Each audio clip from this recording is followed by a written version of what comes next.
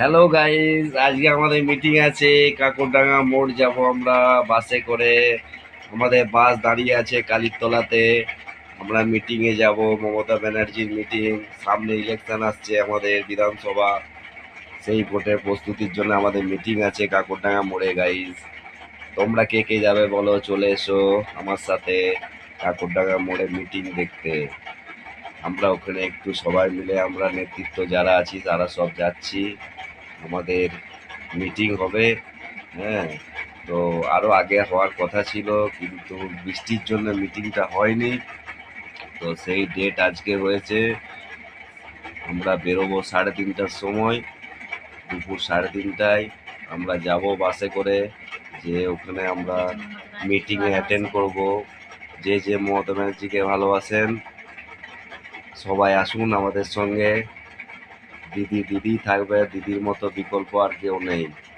দিদি খুব ভালো, দিদি কাজের মেয়ে, কাছের মেয়ে। হ্যাঁ, সহজেই আমাদের মনের মতো প্রার্থী। দিদি আমাদের খুবই ভালো।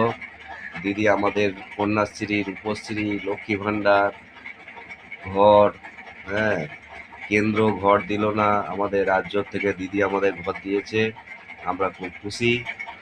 এবং আমাদের রাজ্যের থেকে চাল, আটা সব দিদি আমাদের দেন। এবং কেন্দ্রের থেকে দিচ্ছিল, কেন্দ্র মালপত্র সব বন্ধ করে দিয়েছে। হ্যাঁ, ওর জন্যে আমরা বিরোধীদের আমরা চাই না, একমাত্র আমাদের মমতা ব্যানার্জিকেই চাই। মমতা ব্যানার্জিকে সারা জীবন যেন আমি দেখতে পাই মুখ্যমন্ত্রীর ইয়েতে। হ্যাঁ, মমতা ব্যানার্জি পরে আমাদের অভিষেক বন্দ্যোপাধ্যায় যেন আমাদের মুখ্যমন্ত্রী হয় পরবর্তী স্টেজে। হ্যাঁ, অভিষেক ব্যানার্জি খুবই ভালো। অভিষেক ব্যানার্জিকে ধন্যবাদ জানাচ্ছি। ওর সঙ্গে সঙ্গে আছি, সাথে আছি, সব সময়তেই, সব সময়তেই থাকবো আমি। আমরা সবাই আছি, আপনারা সবাই থাকবেন।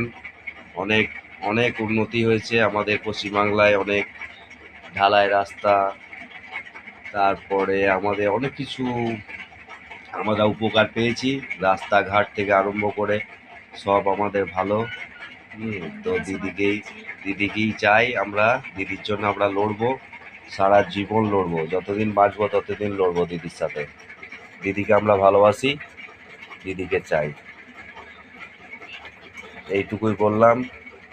আপনারা সবাই ভালো থাকবেন, দিদির সাথে চলবেন, কোনো অসুবিধা হবে না। দিদি দিদির জায়গাতেই আছে, দিদির কোনো বিকল্প কেউ নেই। মমতা ব্যানার্জি জিন্দাবাদ, অভিষেক ব্যানার্জি